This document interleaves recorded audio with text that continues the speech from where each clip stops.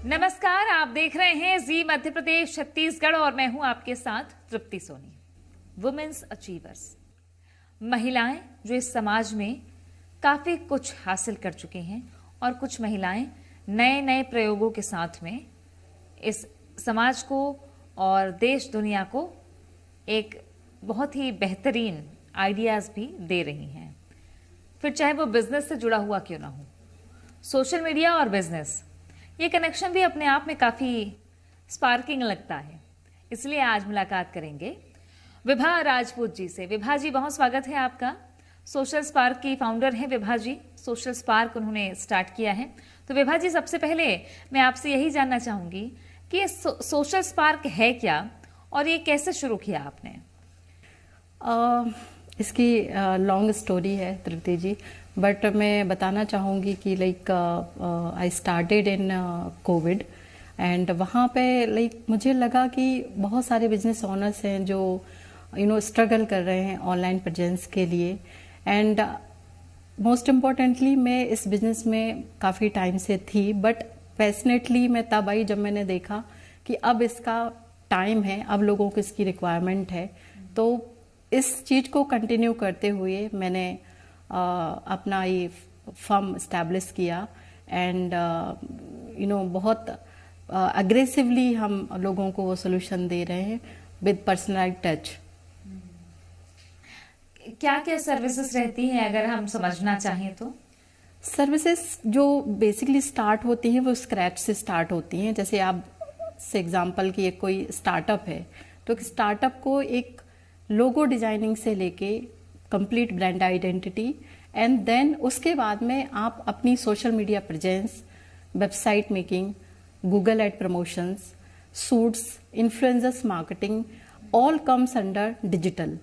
तो that is called 360 degree digital marketing, जिसमें आप कंप्लीटली सॉल्यूशंस प्रोवाइड करते हैं बिजनेस ओनर्स को। अच्छा, मतलब ये कि आपको ब्रांड प्रमोशन करना है तो सोशल स्पार्क आपके लिए बहुत बेहतर है अगर किसी को करना है तो। कैसे?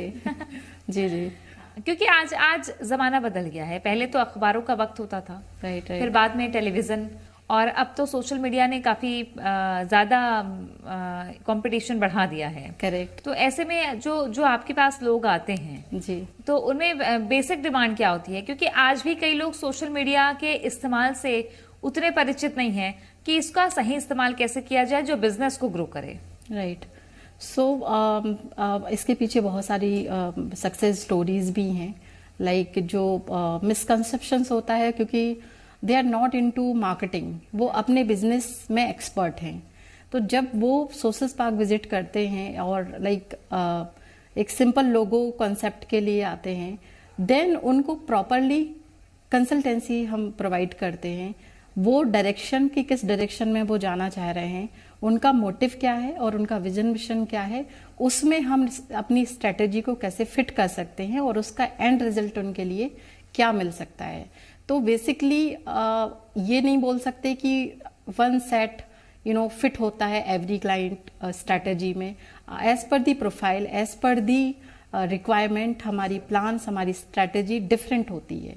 तो ये डिफरेंट अप्रोच की वजह से मे भी शायद मार्केट में हम बने हुए हैं। ठीक।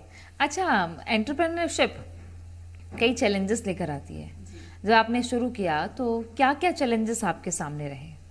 सो मुझे लगता है कि देखिए, चैलेंजेस तो हर एक जर्नी में होते हैं एंड लाइक मुझे एज एन विमेन जो लगा वो एक चैलेंज ये लगा कि like I have leadership quality, but वो टाइम था कि अब आपको लीडरशिप को प्रूव करना है। तो वो एक चीज़ था। एंड मोस्ट इम्पॉर्टेंटली कि मार्केट में ऑलरेडी बहुत सारे एस्टैब्लिश ब्रांड थे, तो उस चीज़ को ध्यान में रखते हुए मैं अपने मार्केट को कैसे कैप्चर करूं और कैसे मैं वो बेस्ट सॉल्यूशन दूं जहां पे मेरा रिटेंशन रेशियो भी हाई रहे और वो डिजायरेबल रिजल्ट्स भी मैं क्लाइंट को दे पाऊं। तो ये मेरी हमेशा से अप्रोच रही है। बिल्कुल।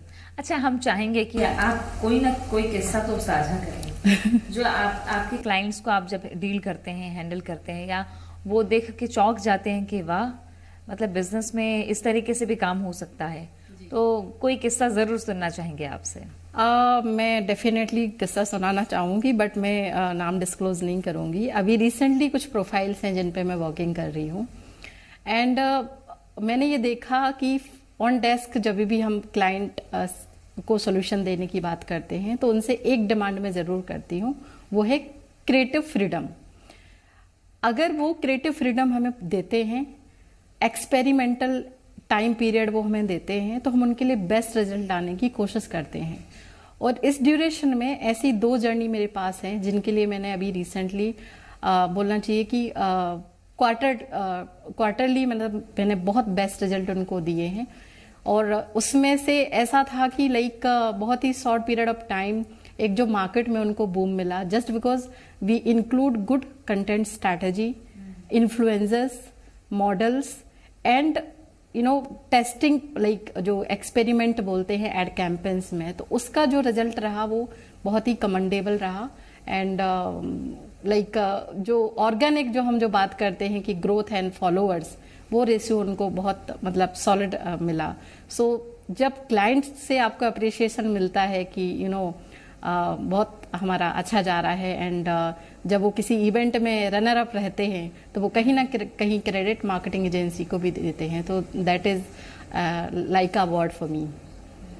अच्छा, क्रेडिट पाने के लिए मार्केट पे तो बहुत सी मार्केट एजेंसी है, लेकिन आप कैसे बताएंगे कि सोशल स्पार्क बाकियों से अलग है? बाकियों से अलग मैं ऐसे बोल सकती हूँ कि जैसे मैंने आपको बताया कि से एग्जाम्पल कि कोई सोशल मीडिया मैनेजमेंट के लिए मुझे अप्रोच किया। अब मैं देख रही हूँ कि उनका लोगो as per the name perfect नहीं है, कोई कॉन्सेप्ट नहीं है, कोई लॉजिक नहीं है उस लोगो के पीछे।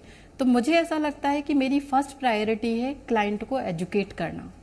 तो ये मेरी फर्स्ट प्रायोरिटी, एजुकेट करना प्लस उनको उस डायरेक्शन में लेके जाना, सो दैट उनको समझ आए कि सोशल मीडिया मार्केटिंग से ही सिर्फ इनका काम नहीं होगा। इनको कंप्लीटली अगर इनका मार्केटिंग विजन मिशन है कि ब्रांड एस्टैब्लिश करना है, तो उस हिसाब से हम उनको मार्केटिंग सॉल्यूशंस देते हैं। तो मेरी प्रायोरिटी में सबसे पहले होता है कि मैं क्लाइंट को एजुकेट करूं। इसलिए शायद मैं बोल सकती हूँ कि मैं डिफरेंट आप कुछ को सिखा भी देती हैं, है ना? जी। वो बहुत जरूरी है सिखाना, जस्ट बिकॉज जब क्लाइंट अवेयर होते हैं तो शायद आपके साथ कॉप अप करते हैं। हाँ, तो मतलब आप बिजनेस में थोड़ा बहुत नुकसान सह भी जाएंगे। डेफिनेटली, मतलब सहना भी है। और सामने मैं क्लाइंट को भी रिक्वेस्ट करती हूँ कि एक बफर टाइम आप लेके चलें, तो सो दैट कि हम उसमें उनको बेस्ट एक्सपेरिमेंट करके रिजल्ट दे पाए। अच्छा, कोई बिजनेस को खुद संभालने या खुद उसका ब्रांड प्रमोशन करना, इन सब में काफी टाइम टेकिंग होता है जी। तो ये खुद करने के बजाय किसी मार्केटिंग एजेंसी को हायर करना, ये क्यों ज्यादा फायदेमंद होता है, या ऐसा करने से क्या फायदा होगा? उसका एक सबसे सॉलिड रीजन ये भी है कि you need expertise in every field, in every segment, right. So अगर कोई business owner in house team रखते हैं तो like posting content is not a marketing. उसके लिए आपको डिफरेंट एक्सपर्टीज के लोगों की रिक्वायरमेंट होती है, और वो एक्सपर्टीज मैं कह सकती हूँ कि हमारे यहाँ पे है। We have 100% functional team. Like आप कंटेंट क्रिएशन में बोले, आप एड कैंपेनिंग में बोले, अगर आप ऐसे प्रोडक्शन में बोले, लाइक स्क्रिप्टिंग, शूटिंग, तो ये जो कंप्लीट टीम है इसका होना बहुत जरूरी होता है, और हर एक टीम का बहुत इंपॉर्टेंट रोल होता है। तो इसलिए मैं रिकमेंड करूंगी कि आप एजेंसीज के साथ में जाएं, आप उनको पार्टनर बनाएं, आप उनके साथ में अपना विजन मिशन डिस्कस करें, सो दैट वो और आप मिलके आप अपने विजन मिशन को अचीव कर सकें। और जाएं तो सोशल स्पार्क जरूर आए, है ना? अच्छा विभा जी, आपने जैसे बताया कि आपकी टीम बड़ी यंग है और जेनजीज ज्यादा है, तो कितने क्रिएटिव है आज के लोग, खास तौर पे क्योंकि आज तो सब जगह सोशल मीडिया, और सोशल मीडिया में ही लोगों का ज्यादातर वक्त बीत जाता है। करेक्ट। इसके फायदे नुकसान दोनों हैं, लेकिन बावजूद इसके अगर उसको बिजनेस से जोड़ दिया आपने, तो इससे उनको तो रोजगार मिल ही रहा है, उनकी क्रिएटिविटी को भी मंच मिल रहा है। तो आप अपनी टीम को कैसे देखती हैं और टीम के बारे में क्या कहेंगे? देखिए, टीम मेरा एसेट्स है, मैं ऐसा मानती हूँ। And her like you can say circumstances and अच्छे भले में आपके टीम का होना मतलब आपके लिए एक स्ट्रेंथ देना है। तो टीम का बहुत सपोर्ट मेरा रहता है एंड मैं 102% रिलाई करती हूँ अपनी टीम पर। एंड टचवुड हमारे पास ऐसी एक्सपर्टीज, ऐसी टीम है जो लाइक उस डेडिकेशन एंड पैशन से you can say second honour से वो लेके चलते हैं जो सोशल स्पार्क को कहीं ना कहीं एक बूस्ट अप देते हैं। तो मैं पूरा क्रेडिट अपनी टीम को देना चाहूंगी, वेदर इट्स जेनजी हो या जो हमारे ऑल एक्सपर्ट्स जो ऑलरेडी जो 5-6 ईयर्स 10 ईयर्स की एक्सपर्टीज होल्ड किए हैं। तो ओवरऑल कहीं ना कहीं एक्सपीरियंस तो काम आता है एंड वो जेनजी वाला जो अभी चल रहा है वो तो नो डाउट, क्योंकि हमारी क्रिएटिविटी लाने में जेनजी का बहुत बहुत ज्यादा रोल है। तो I would say thanks to my team. अच्छा, फिर भी आज ये टीम है इसलिए क्योंकि सोशल स्पार्क है और सोशल स्पार्क आपने शुरू किया। एक महिला होने के नाते महिलाओं की कई जिम्मेदारियां भी होती हैं, फिर आर्थिक रूप से आत्मनिर्भर होना भी आज के समय में बहुत बड़ी चुनौती है। तो आपने सोशल स्पार्क जब शुरू किया तो आपके सामने चैलेंजेस क्या क्या थे? चैलेंजेस थे फर्स्ट लोगों को एजुकेट करना क्यों इम्पोर्टेंट है मार्केटिंग और स्पेशली डिजिटल मार्केटिंग, तो उस चीज को एजुकेट करना।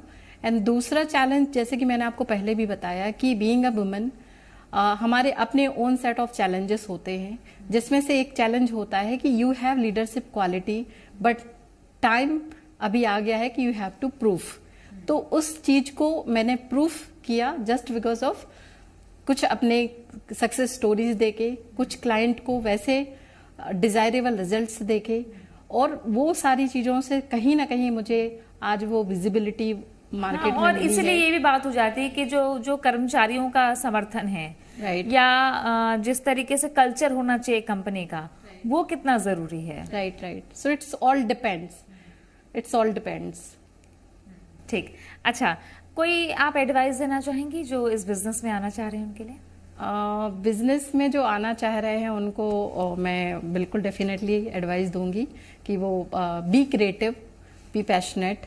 एंड मैं हमारे बिजनेस ओनर्स को भी एडवाइस देना चाहूंगी कि लाइक ब्रांडिंग पे इन्वेस्ट करें, मार्केटिंग पे इन्वेस्ट करें, क्योंकि सिर्फ सेलिंग प्रोडक्ट सॉल्यूशन नहीं है। एंड अपने कस्टमर को प्रायोरिटी पे रखें और जो भी आपका विजन मिशन है उसमें अपनी मार्केटिंग टीम को इन्वॉल्व करें। That's it.